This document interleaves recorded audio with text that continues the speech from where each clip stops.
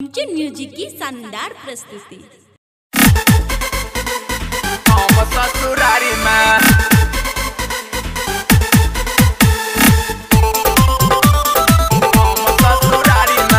Music by Neeraj Verma.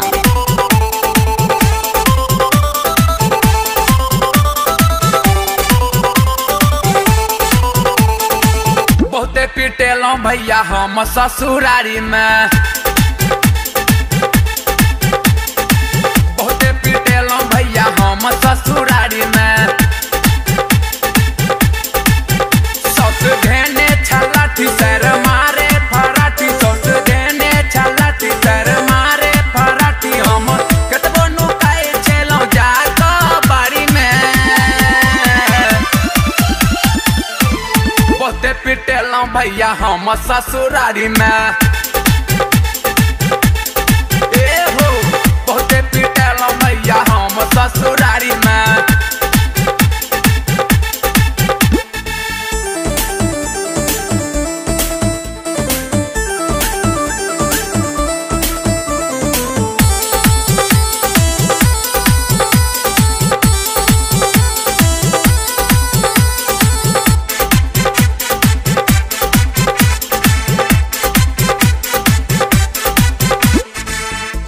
के करू ओतक के वर्णन याद अबैया बहुत खरनन माय गे माय। कोना के करू ओतक के वर्णन याद अबैया बहुत खरनन। मारे छल पिटने पिटना सार हमर लल बेटना, मारे छल पिटने पिटना सार हमर लल बेटना। मारी के हमरा घुसैला गोरखारी में, बहुते पिटेलों भैया हम ससुरारी में। माय गे माय एहू बहुते पिटेलों भैया हम ससुरारी में।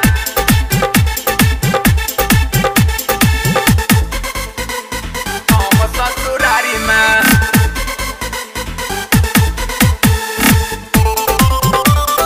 हम ससुरारी में।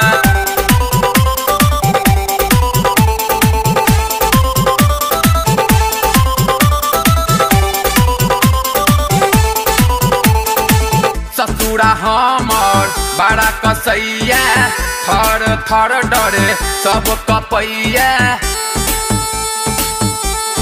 हे यौ ससुरा हमर बड़ा कसैया थर थर डरे सब कपैया। बाजे छै एहन बोली बोली से चलबै गोली, बाजे छै एहन बोली बोली से चलबै गोली। डर से हो छल फांसी लटकी हम चारी में, बहुते पिटेलों भैया हम ससुरारी में।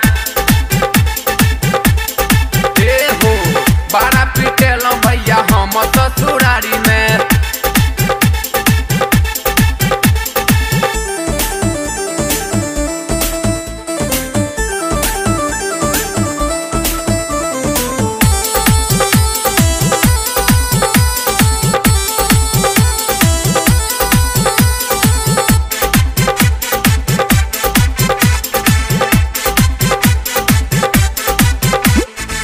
रहल न जाइए कनिया बिना, कोना के रहब एको दिना। हाँ हाँ रहल न जाइए कनिया के बिना, कोना रहब एको दिना। कहे छै मंटू परवाना आई हम जेबै थाना, कहे छै मंटू परवाना आई हम जेबै थाना। राइटर सती के संग ले जाई के, बहुते पिटेलों भैया हम ससुरारी में। हाँ हाँ बहुते पिटेलों भैया हम ससुरारी में।